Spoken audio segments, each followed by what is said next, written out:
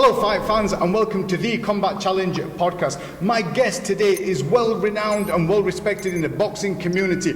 At the age of 24, he had won 80 boxing fights, 7 times Irish boxing champion. He fought for his country 11 times and he was a Golden Gloves champion. At the age of 17, he was sparring partner for Iron Mike Tyson for nearly 2 years. He's an author. He's been involved in movies such as Sherlock Holmes, which was produced by Ritchie, and working alongside people like Robert Downey Jr. He's also shared rooms and conversations with people like Muhammad Ali, Cus Damato, Floyd Patterson, Jake LaMotta, Sugar Ray Leonard, Lennox Lewis, Joe Frazier and Mike Tyson. Mr. Big Joe Egan. Joe, thank you so much for joining us, my brother. Thank you for that lovely introduction. It brings me down memory lane. Nothing new there, brother, nothing new. Joe, we're going to go into why we've ended up here today, as to why we're at this boxing academy. But I want to know a little bit about you, my brother. Now, from a young age, from 17, you ended up in America. Can you tell us how your boxing career started from such a young age? I started boxing when I was 10 years of age. Had my first fight at 11 years of age, safe. Like a lot of boxers, I started boxing because I got bullied as a child. You hear the story of a lot of fighters, not just boxers, martial artists, jiu-jitsu fighters, cage fighters now, and all sorts of forms of fighting. 9 times out of 10 they started because they were bullied at some stage of their life, and they learned how to fight and they learned how to defend themselves.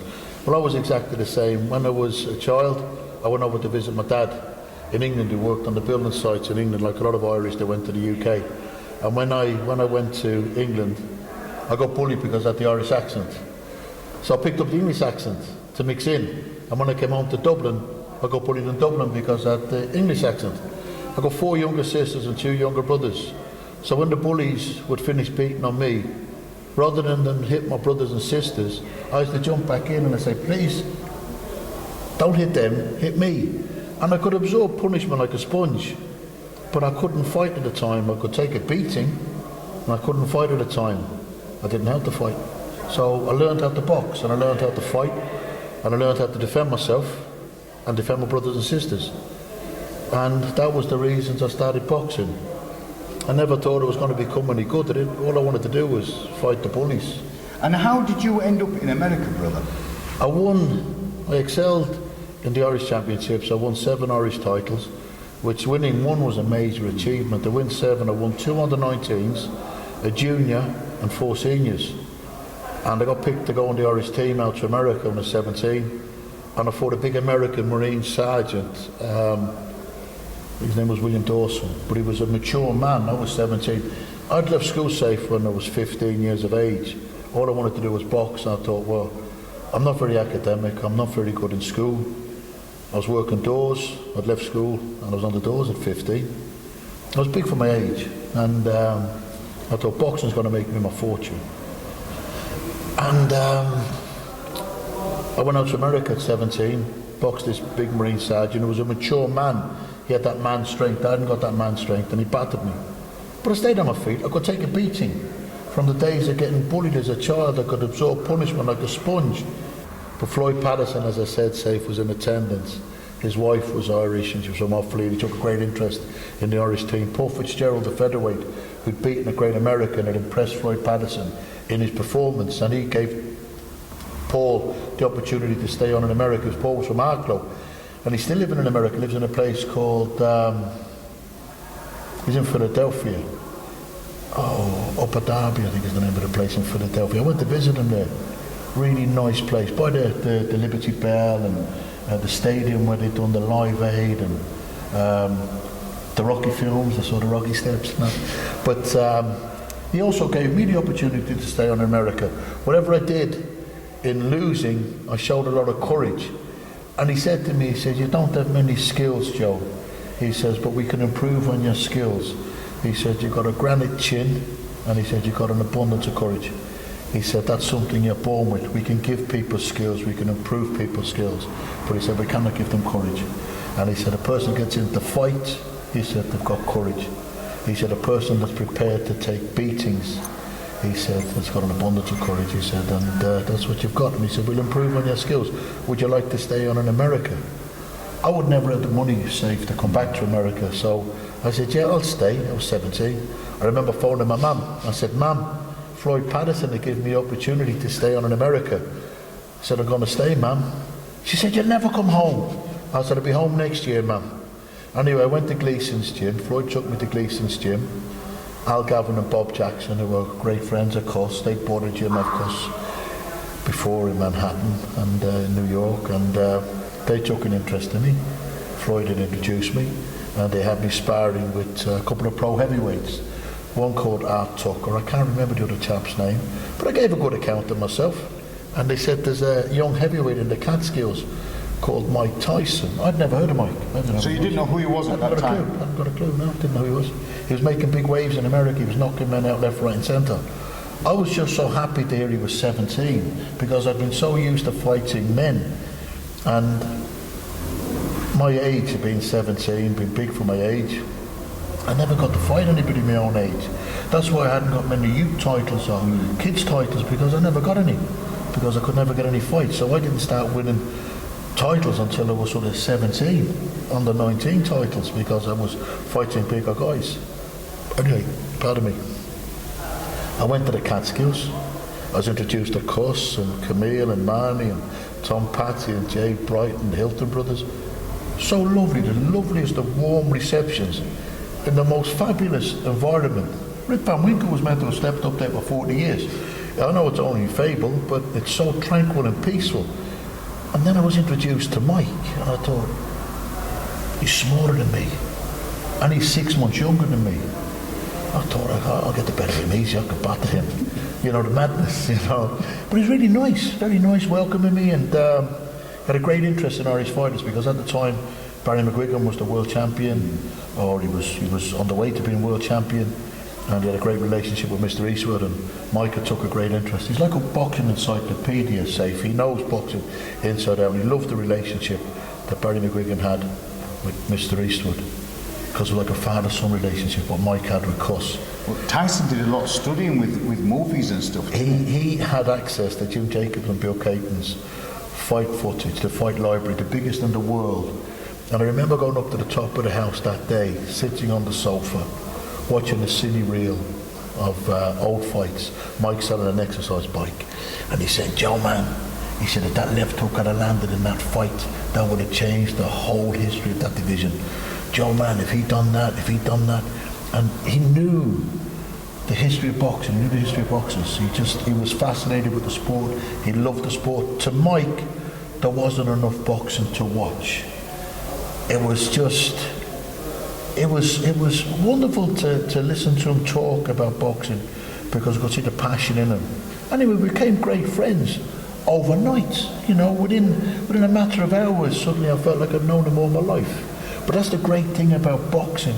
Boxing first and foremost gives you self-respect, Safe, and then it gives you respect for others, and the camaraderie and the friendship that fighters can build is beautiful. I'm biased because I'm an ex-boxer, but it's in all forms of fighting. You know, fighters are modern-day gladiators. The first sport in the Olympics was boxing. Go back to the Roman days. Gladiators came out and they fought to the death. Now gladiators come out, they don't fight to the death, but they fight to entertain the crowds. You know, and the combat sports, and it's brilliant. But Mike was so lovely to me. I was actually starting to feel sorry for him. I thought, I'm going to have to beat you up in sparring tomorrow, but it's only boxing. Anyway, next morning we got up, we ran together, he jogged with me for about half a mile, then he took off like a gazelle. Great runner. And I just thought, yeah, you try yourself, I'm going to beat you up in sparring later on. Stupid Paddy didn't know what was coming. Anyway, went back after a run, bite to eat, went to lie down, a couple of hours, got back up for the gym, on the minibus, gone to sparring. Suddenly all these big, powerful men appeared. Beasts of men, all very sombre. They were all walking like they were going to the gallows, walking with their heads. And I thought, these are mature men? Men, these are men. Men. We're two boys, we're 17, teenagers. But I thought, they're going to be boxing each other, and me and Mike are going to be boxing each other. But they looked doom and gloom, but they knew what was coming. Stupid Joe didn't know what was coming. I'm laughing at Joe, I'm so relaxed. I got the better of him, I'm bigger than him, I'm 6 months older than him. I felt confident, I had more experience than him at the time. Taller than him? Yeah. A couple of inches taller. And anyway, travelled to the gym, I'm very relaxed. warming up. Cus said, bandaged up. Cus said, okay, we get ready to spar. I'm looking around for Mike. He's in the ring. He's actually pacing the ring with his shirt off.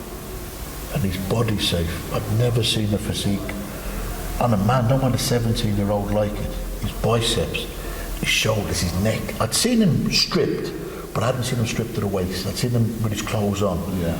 And I'm looking at him pacing, and he's looking out with the intensity and the ferocity. And I thought, that's not the same boy I met yesterday. That's not the same boy I ran with this morning. That's not the same boy I sat next to in the minibus laughing and joking with. It's like a switch had flicked, didn't it? Gone. Different zone, different mindset. Cus pointed to one of the sparring partners to get in, and Mike knocked him spark out. And I just tell people, I'm not ashamed to say it, I ruined a good pair of underpants at that moment in time. Say, I shit myself. I thought, there's no way a 17-year-old boy should have that power. Anyway, they took that chap out of the ring, brought him round, 2 more got in. They were knocked out. I was number 4. I got battered for 3 minutes, but he knocked out 3 men in succession in quicker time than I'd lasted with him. Done 3 minutes, I got out, battered for 3 minutes. A couple more got in. I must have took a bit of sting out of his punches because they'd done a few minutes with him. Then I was back in again, and I did 6 minutes with him that day.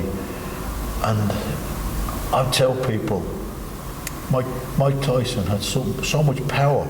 If he missed you with a punch, you'd get pneumonia from the draft. You know, he was just so ferociously powerful and fast. He delivered punches with such speed. But the madness in me, being Irish, been a madness, been a fighter, even more madness. I thought one day I'm going to get the better of you. I never did. In nearly 2 years sparring with him, I never did. This particular day we sparred, and there was 4 white sparring partners, and he knocked 3 of them out. Normally there'd be some black guys, but this day there was 4 white sparring partners. He knocked 3 of them out. I was number 4. I got battered from pillar to post, but he never put me down. At the end of the spar, Mike said, Joe Egan is the toughest white man on the planet. Far, far from it, safe. I was the toughest white man in the gym that day. What a compliment from a man like Mike Tyson. But we've remained friends to this day, and I'm so proud to be able to say he's my friend. You know, boxing, there's a lot of psychological warfare in boxing. Fights can be won or lost before the first bell. But I believe that if I could take Mike Tyson's punishment, I could take anybody's punishment, because to me he was the greatest puncher of my era. I shared the ring with a lot of great fighters. I had a great fight with Lennox Lewis. I lost on points to Lennox Lewis. It was an honour to share the ring with Lennox. Mike and Lennox achieved what every fighter dreams of achieving. Every fighter that climbs into the ring dreams about becoming a champion of the world. I wasn't good enough to become a champion of the world. I won Irish titles, so they were like world titles to me. Yeah, that was my the thing is, Joe, like Mike Tyson achieved a lot, but at the same time you left a lasting impression, because wasn't there an occasion where you were doing a book signing? And oh, listen to this. This is probably one of the proudest days of my life, safe. But when I lived in the Catskills with Mike used to speak to my mum on the phone regular. And he used to say, one day, Mike, you're going to go and visit my mum. My mum used to say, oh, Mike, thank you so much for looking after my boy. You know, it's so wonderful that you're taking care of him. He was beating me to a pulp day in, day out. But he outside of hitting you, outside of the ring, he was a lovely man. You know, we became great friends. And true to his word, he has visited my mum in Ireland. He's visited my mum 4 times in Ireland. I've walked through Dublin with him. He's been to Ireland 5 or 6 times. But I've walked through Dublin when I've walked onto my housing estate. I've walked up to my auntie's house, visit my mum, and it's just lovely to walk through Dublin, my city, with one of the greatest heavyweights of all time, youngest ever heavyweight champion of the world. But one of the proudest days of my life, I was at a boxing show in the Hilton Hotel in London. I was doing a tribute dinner to Joe Frazier, and I'd sparred Mike for the Marvis Frazier fight. I was invited along as a guest. I'm sharing the top table with Joe Frazier. It's unbelievable, you know, to share the table with such a man like him, and other great world champions on the table. I'm sitting with Marvis, and we're laughing and joking, and Joe, and Cus Pennant was in attendance. I knew who Cus was. He's the ex-West Ham, well, not the ex-West Ham, he's the West Ham football fan.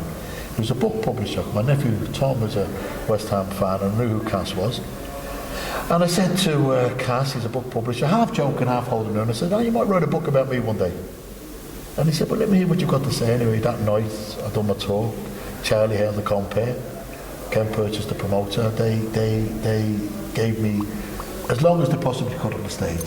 because there were so many champions in attendance and so many champions to talk. They said, Joe, you can't speak for long. Well, people say about the Blarney Stone in Ireland, if you kiss the Blarney Stone, you get the gift of the gab. I think I took a bite out of the Blarney Stone, but I was talking to try and get my story across to Cus Pennant because he'd shown an interest in me for that split second saying about a book. Anyway, after the talk, I went over to Cus, what do you think?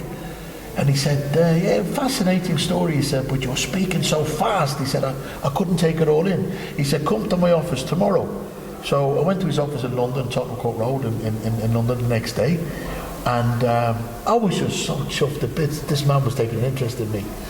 And he said, if we could get Mike Tyson involved, he said, I'm sure we'll be able to do something with the book. I phoned Mike straight away. Mike was in Brazil at the time. I said, Mike, hey, brother Joe. I said, Mike, I'm with a friend of mine. I'd only met Cus the night before, but we became friends. You have an instant rapport with somebody. And I said, a man called Cus Pennant, I said, he's a book publisher. And I said, he said, if you can get involved in the Big Joe book, I said, he'll do it. And I put him on to Cus, and I heard what he said to Cus, anything for my brother Joe. And Cus said, right, we got the forward done, and Mike and his brother Tom Patty, they done the forward for the book. Mike said, whenever you need me to come over, Cus, he said, I'll be over. When the book was written, a man called Ranald Graham, he wrote the book, and Cus Pennant Publications published the book. Mike Tyson flew in from whatever part of the world he was in at the time, and he launched the book in Canary Wharf. And it was one of the proudest days of my life. Winning my Irish titles were probably the proudest days of my life, but this was up there with them. And thousands and thousands of people safe had queued overnight. People had queued overnight, you know, to come and buy the book. I know everybody was there for Mike Tyson, but Mike Tyson was there for me. Yeah. You know, and there were several world champions in attendance: Charlie Magri, Paul Silky Jones, Barry McGuigan, Alan Minter, who tragically recently passed, God rest him. You know, all these wonderful, wonderful people that had attended, and the champions of the world, and Mike Tyson, and Ranald Graham, and Cus Pennant, and Tom Patty signing the book, and it was just amazing. Absolutely amazing. Like I said, one of the best days of my life. But he was there for you, wasn't he, brother? You know, like yeah. you said, whatever part of the world he came, and that's the main thing. He was there for you. He flew in for me. Now, at some stage, your boxing career took a sudden stop. Could you share that experience with us, brother? Yeah, I went professional. I didn't really want to go pro, to tell you the truth, Safe. I was a 3-round fighter. I could stand 3 rounds with anybody. You know, it's the 6, the 8, the 10, the 12 rounds that separate the men from the boys, and I was a 3-round fighter. I could have a go for 3 rounds. I think the fight, the longer distances, you've got to make. It's a sacrificial sport anyway. You've got to sacrifice so much in your life to become a champion of the world. People think it's just your skills that get you to become a champion of the world. It's not just your skills. It's not always the best fighters that become champion of the world. It's the ones that are prepared to sacrifice the home life. Even there most recently, Dylan White, he was away training for his rematch with Povetkin, and he missed the birth of his child to be in training camp. That's the sacrifices that fighters have to make. He wasn't there for the birth of his child. He avenged the loss to Povetkin because he was prepared to make that sacrifice. And that's what fighters at that level have to do. They've got to lock themselves away, become a Spartan. And I wasn't prepared to do the sacrifices that the champions. I didn't have the skills anyway to become a champion of the world, so I knew my own limitations. I was good for 3 rounds, but I had a fallout over the 88 Olympics. I'd beaten Bruce Seldon, the American, Ireland versus America, who went on to win the world heavyweight title. Probably one of the best wins of my career. Pardon me. I was in good form, fighting well. I thought with a bit of luck, you know, get a good draw. Who knows, I could get a medal and maybe a bronze. I don't know. I won a bronze medal in the Acropolis Games in '87, you know, which is a pre-Olympic tournament. I gave a good account of myself. So I thought, but because I've been training with the professionals, the Irish Amateur Boxing Association didn't like the fact that I've been training with the professionals, and the Olympic committees and stuff frowned upon athletes training with professionals. Now they've got nearly professional athletes going into the Olympics, basketball players, soccer players going into the Olympics, which I don't understand. The Olympics has always been an amateur event. But I said I'll keep doing it. I said because it's the only thing that I'm sort of halfway good at. And I won another Irish title in 1989. But my heart wasn't really there. You know, I boxed just because I enjoyed the sport, but I wasn't thinking of tournaments around the world. Like I said, I boxed in the Acropolis Games, I'd boxed in the New York Golden Globes, because I, at the time, was so passionate about the sport. But the 84 Olympics, they said I was too young, which is understandable. But the 88 Olympics, I was fighting well, Irish champion, you know, and beating an American who was an American great. He won the world heavyweight title. I thought, I'm on form, I'm beating some good fighters. So 89, I just said to Dad, my heart's not in it anymore, Dad. I said, I think I'm going to call it a day. I'm going to pack it in. And he said, oh, no, son. He said, think about it. Don't pack it in. So I said, well, I'm just disillusioned, Dad. I said, just sort of falling out of love with the sport, and I don't want to hate the sport, you know, because it's been good to me. So he said, well, what about going professional? I'd never considered going professional because I didn't want to fight 6, 8, 10 rounds. But I just thought, well, new start, I'll think about it. And I spoke to a man called Jerry Story, who'd been my national coach on the Irish team. And his boy Sam Story went on to win the British super middleweight title, and his other boy Jerry Jr, pros. And he said, Joe, he said, listen, he says, no harm, you're going to get punched, you must get punched for money. So I said, yeah, I said, I've been training with pros, sparring with pros. I said, would you give me an introduction to Mr. Eastwood? He was the main man in Ireland at the time, with the boxing, one of the main men in Europe. With this great camp, great champions in his gym. And he took shine to me, liked me, you know, and he signed me as a professional. Big back page of the Daily Mirror, beautiful photograph, me signing my professional papers with Mr. Eastwood. And I had my first pro fight in 1990, February 1990. I beat a fighter called John Williams, good fight. He was coming off 2 good wins. And the matchmaker, Paddy Byrne, whose sister's my auntie, Cynthia Byrne, she's married to my mum's brother. It was a hard fight. But I got decked in round 6 because I was tired, because I was a 3-round fighter. So I come round 4, round 5, I was starting to feel it, you know, starting to feel it. He was a 10-round fight. He was only warming up in round 5 and 6. I was shattered. Anyway, I got decked in round 6, but I got up and held on. You know, as you do, you try and survive. You know, you don't continue to take punishment. It's survival. Take the count. Come on, get up, hold on, get your head back together. And you wouldn't have got me up with a crowbar. I was holding on that tight, you know. And I got my composure, and I fought on to the final bell. Because you want to hear the final bell, you know. You want to hear the final bell.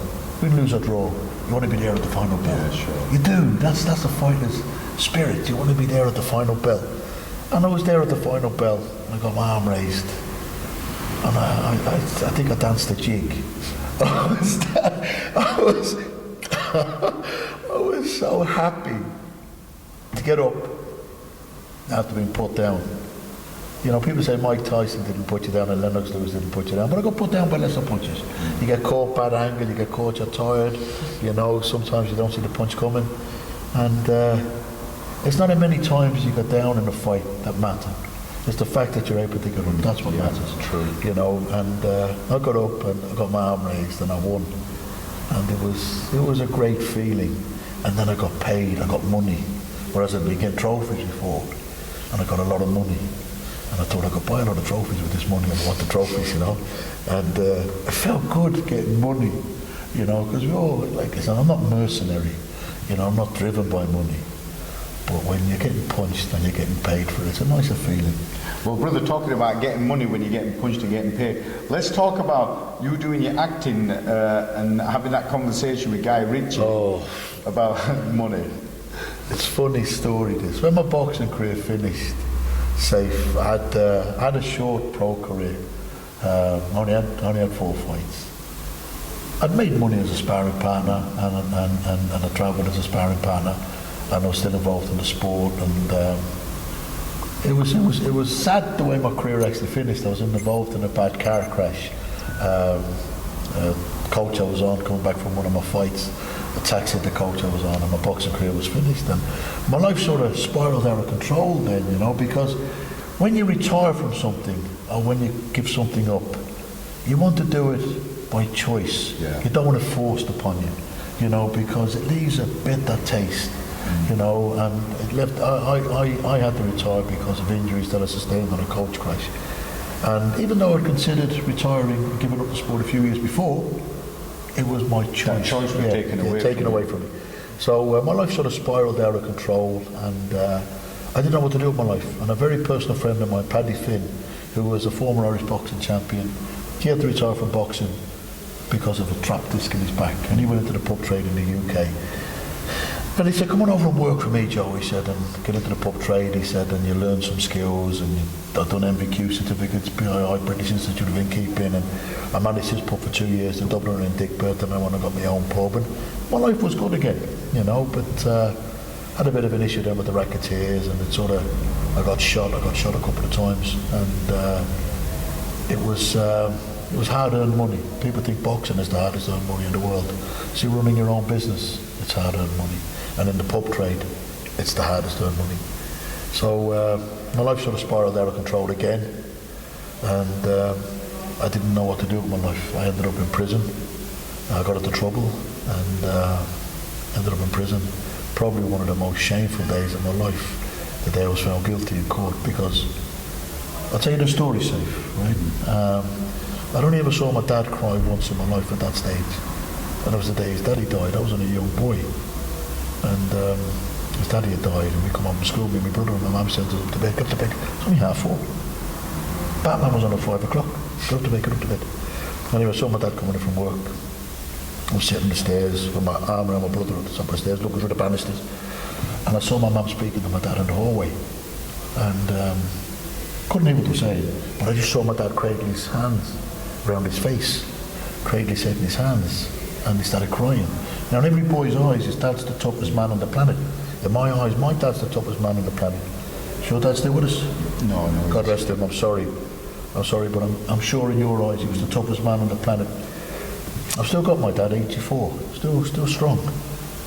And I didn't know what was going on. I got so scared. I was great to my brother, I was so scared. But it turned out his daddy had died, my granddad, and it ripped him apart.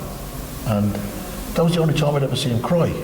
But years and years later, when I was found guilty of a crime, I was in the dock and I looked up to the gallery and I saw him cradle his hands around his face, and it was exactly the same as when his daddy had died. No matter how many times I tell this story, I get sick inside. I feel sick, because me getting sent to prison made my dad cry, and the same as when his daddy had died. And I felt ashamed of my life. Anyway, when I went to prison, I saved a man's life in prison. Got a lovely commendation letter. And I come out of prison and I made a comeback into boxing because I didn't want to be known as Joe the convict. I wanted to be known as Joe. When you mentioned you saved a man's life, that was one of the officials there, one of the workers. Yeah, one of the prison officers, man called Mr. Leake. He was an ex-military man, and I was in an open prison at this stage. I was in a category D prison. I was coming to the end of my sentence. And I'd been in the St. John's Ambulance Brigade when I was a kid, so I knew a little bit about first aid. And the man that took a heart attack, and I attended to him until the alarm could be raised, and then the other prison officers came, they got into hospital. But whatever I did in attending to him managed to save the man's life, and I got a lovely commendation letter. You know, he was there to supervise my stay in prison. He didn't put me in prison. It was my actions that had put me in prison. He was there to supervise my stay, and I wouldn't stand idly by, knowing that I could help somebody and maybe save his life, and I did. But it was a lovely commendation letter, and I hope the man lived many years after that. But when I came out of prison, I wanted to redeem myself in my dad's eyes, and I made a comeback into boxing. and there was a big write-up in the boxing news. It said George Foreman made the comeback after 10 years being out of the ring, and Big Joe Egan makes the comeback 12 years out of the ring. To get mentioned in the same paragraph as George Foreman, what a compliment, one of the greatest heavyweight champions in the world, and my name alongside his. Anyway, I was so chuffed, and had a comeback fight in Ireland. I didn't contact Mike Tyson. I wasn't able to spar with him anymore. I had gone too far back. I was 37 years of age, 38 years of age. Mike was still fit and healthy, and I don't know whether he's still boxing or not, but there was talk about him making comebacks or whatever. And I didn't contact him for money. I didn't go cap in hand to anybody. I've earned my money all my life. Anyway, all I knew how to do was fight. I made a comeback, and I won. I beat a fighter called Mark Williams. Good fight. 5th round. First two rounds he was winning. Bit of an activity that sort of took hold of me, 12 years out of the ring. 3rd and 4th round I started to get into the fight. In the 5th round I turned him into the corner, but I dislocated his shoulder and his arm came out. He was still trying to fight on with one arm, warrior. Anyway, the fight was stopped. But it was a win. It wasn't a great win, but it was a win. And I said to Brendan Ingle, God rest him, I said, how did I look? Brendan said, you looked okay, a bit rusty. My old trainer, John Breen, he said, you looked a bit rusty, but you're okay. Still got a bit left in the tank. Because I thought, if I fight in Ireland, they tell me the truth. You fight in England, maybe say, oh, you still look great. You have nothing left. But in Ireland, they tell you the truth, there's nothing left. It's over. Give it up. Anyway, I thought, okay, I said, I've got something left. You know, maybe a few more. But I didn't. But I ended my career on a win. And it made me redeem myself in my dad's eyes. But when I met Cus, and he published my book, Mike Tyson launched the book, Cus had a movie made about his life called Cus, and he gave me an opportunity to be in the movie. So I played the landlord of the Britannia pub, and my wife Ritchie played the landlady, and I met Tamer Hassan, the actor. Oh yeah. And I know Tamer is an ex-fighter, very personal friend of mine, phenomenal talented actor. And he said to me, he said, Joe, you got a good presence on screen. He said, my agent could do something with you. Do you fancy an acting career? I thought to myself, I've acted my way through a boxing career. I'll give it a go. You know, so I said, yeah. I said, I'll have a go. So he introduced me to his agent. His agent took a shine to me and he said, there's a movie being done, Sherlock Holmes film, Guy Ritchie directed, Warner Brothers production, and they're looking for a character to play McMurdo, a fight scene with Robert Downey Jr., who's going to be Sherlock Holmes. So I've gone for the casting, confident enough because it's a fight scene. I'm an ex-fighter, felt good, read the lines, gave the intimidating stare as they asked for, and the casting agents went, wow, you've got an amazing intimidating stare. I said, I've had to look into the eyes of Mike Tyson and Lennox Lewis to intimidate them. To intimidate a couple of casting agents is no problem. Anyway, got the part, went to the read-through in carriages. My friend Richard Grimes come with me, drove me down to London to the read-through. Massive big oval table.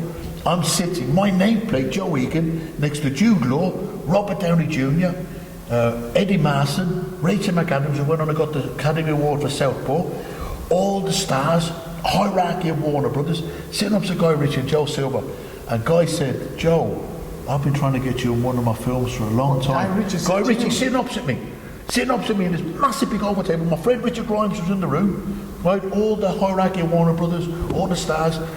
And Guy Ritchie said, Joe, I've been trying to get you in one of my films for a long time. And I'm sitting there, I was in awe. Robert Downey Jr. leaned in, because I couldn't believe this. I said, no way. And Robert Downey Jr. leaned in, he goes, Joe, you come with a fearsome reputation. I couldn't believe, safe, that these people even knew me. You know, this is Iron Man, right? And he knew me, but he knew me through Mike Tyson.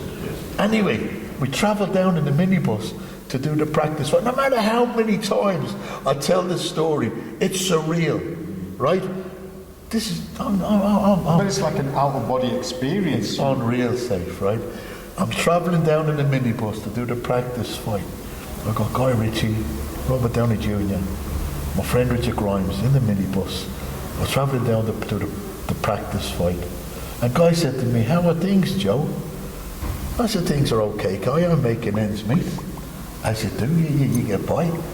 he said, has your agent told you how much you're getting for the fight scene? I said, Guy, I never even asked. I'm just so honoured to be in your film. And he told me how much I was getting for the fight scene.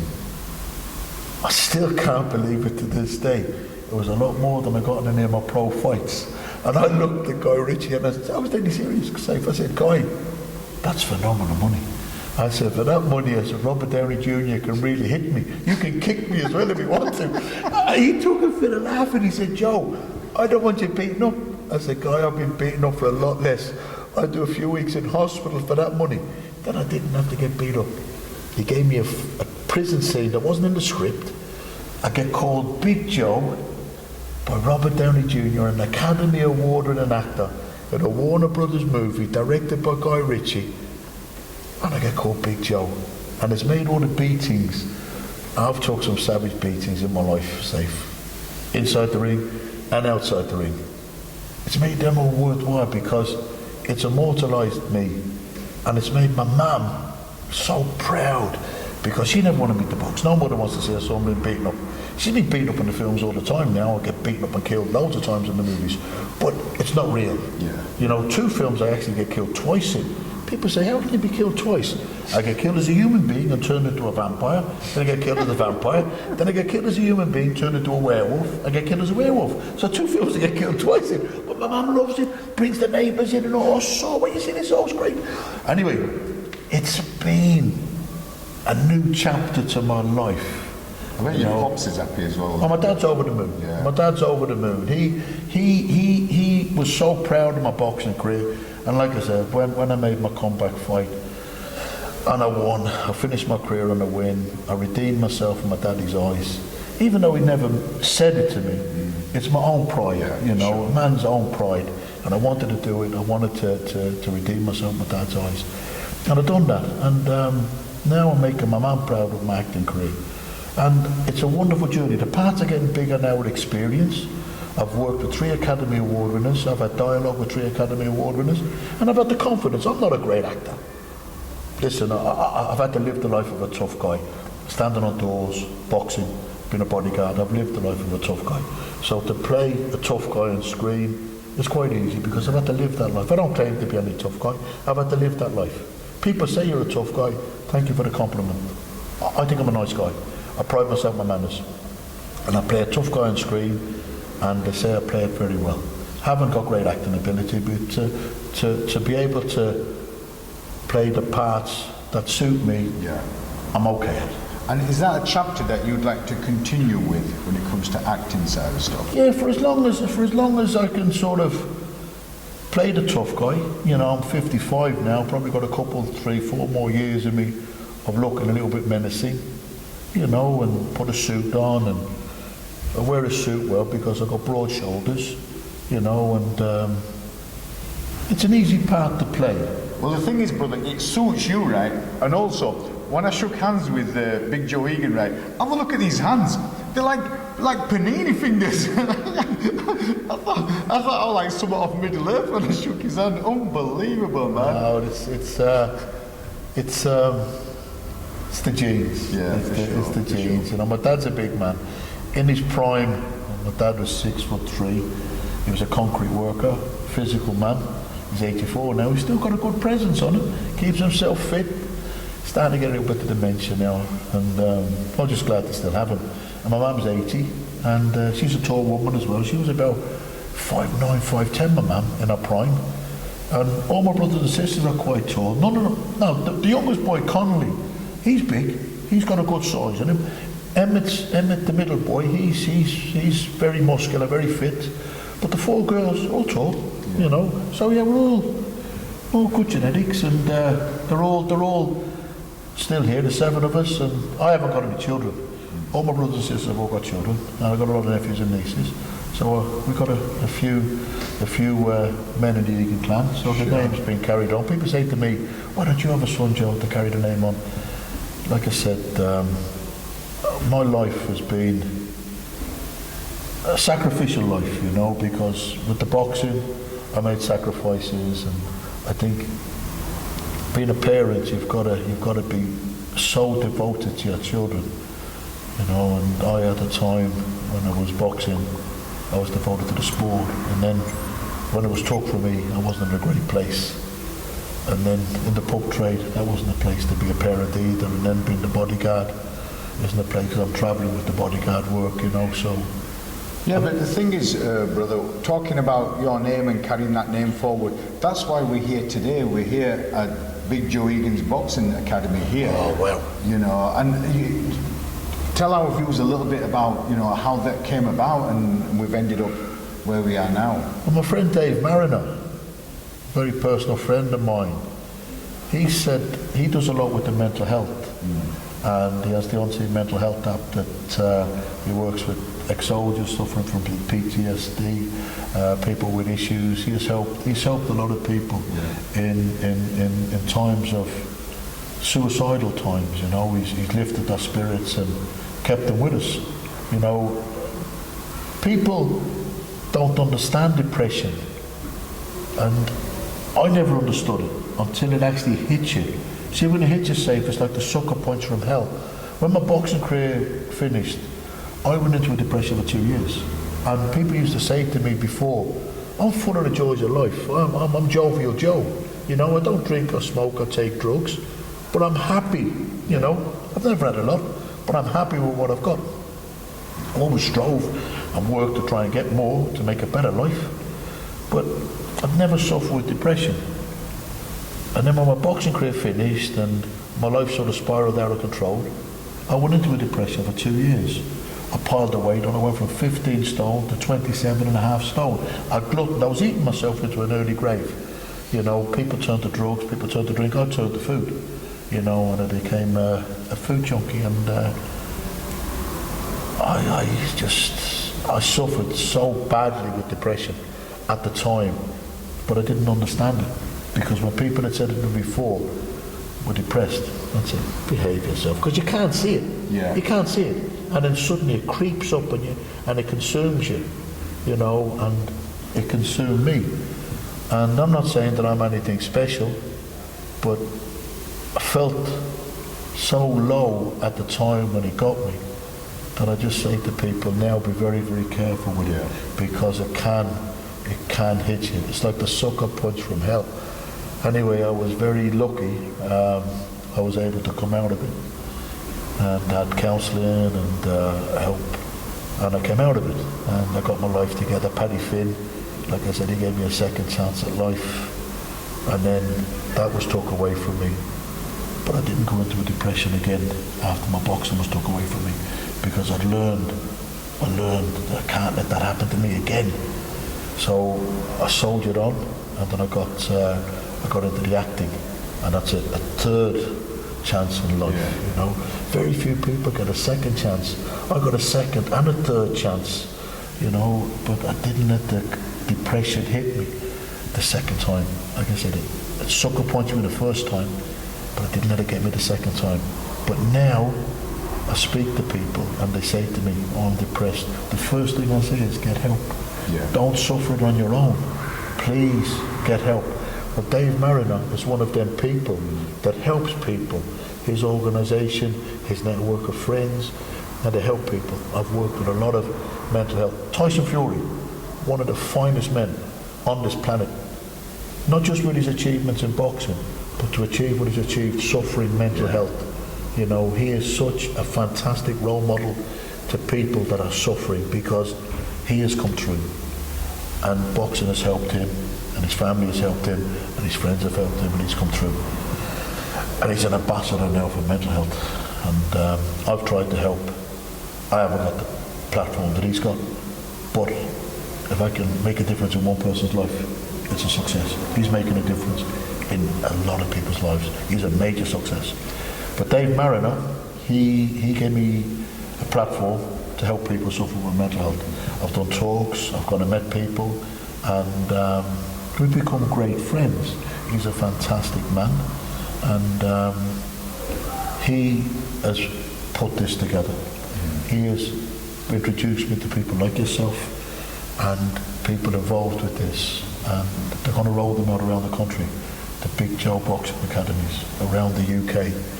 And I just think it's wonderful, because not just for youth and adults to come to an hour to fight, to stand up to bullies, but to come and be part of something here. There's a community centre, you know, we come have a cup of coffee. Most importantly, and this day and age, it's a safe haven, you know, because we live, sadly, in a rage society. There's a lot of rage out there for one reason or another. There's stabbings every day. There's shootings most days. We live in a society of rage. There's a lot of racial tension out there. There's a lot of hatred out there. There's a lot of animosity out there. And there's a lot of bitterness out there. And people need to come together. People need to be united. There's an old saying, divided we fall, united we stand. And places like this, all around the UK, not just the Big Joe Boxing Academy, youth centres, community centres need to be opened up in all areas so people can come together for a community spirit. So this one, for me, I'm proud as punch, you know, for something like this to have my name attached to it.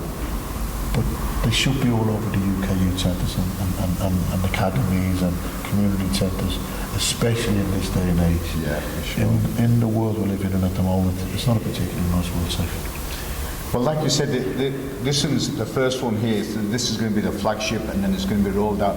Yeah. But we're over the moon to be associated with you, Joe, and to be able to do this, and the youths all coming on board, and just learning life skills and building the confidence and dealing with the mental stress, but having your name attached to it just helps because you're providing that support sometimes without even physically being here, just the fact that it's attached to you, and we're really grateful for that, brother.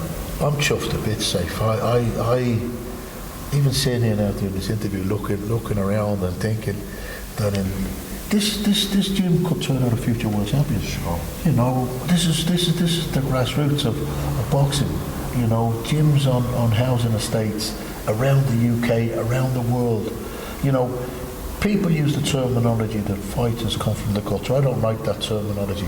Fighters come from very humble beginnings, and you go into a boxing gym and you learn how to fight, and you get a chance to improve the circumstances in your life.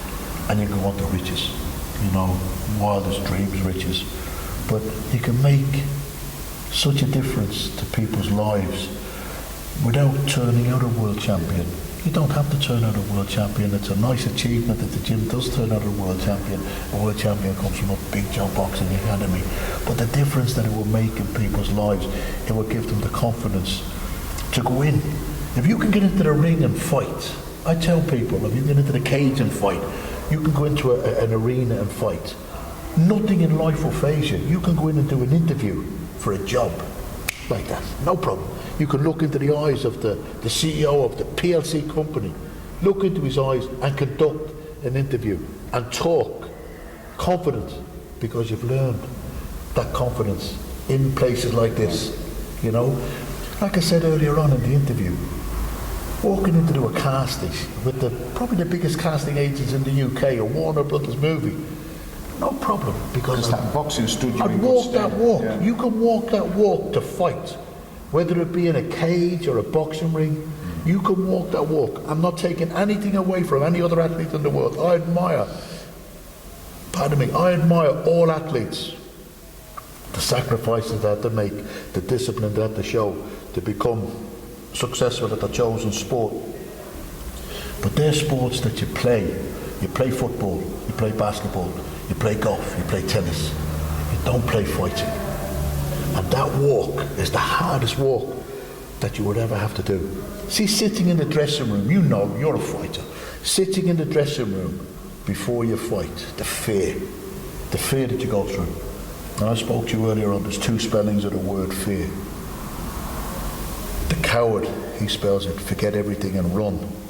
The fighter spells it, face everything and rise. And that's what it does for you. It gives you that confidence to face everything and rise. And you can walk into an interview and face the interview. Confidence. You might not have the ability to do the job, but you've got the confidence to do the interview. Yeah, for sure. You know? And that's a big hurdle to overcome that as well. Well, Brother Joe, thank you so much for taking time out and sharing your knowledge and experience with us, man. I really, really appreciate it. And hopefully we'll catch up in the future once this is up and running, and we'll do another one then, my brother, if that's okay. It's been brilliant. Thank you very much. so Thank much. you. Absolute pleasure. Absolute pleasure, pal.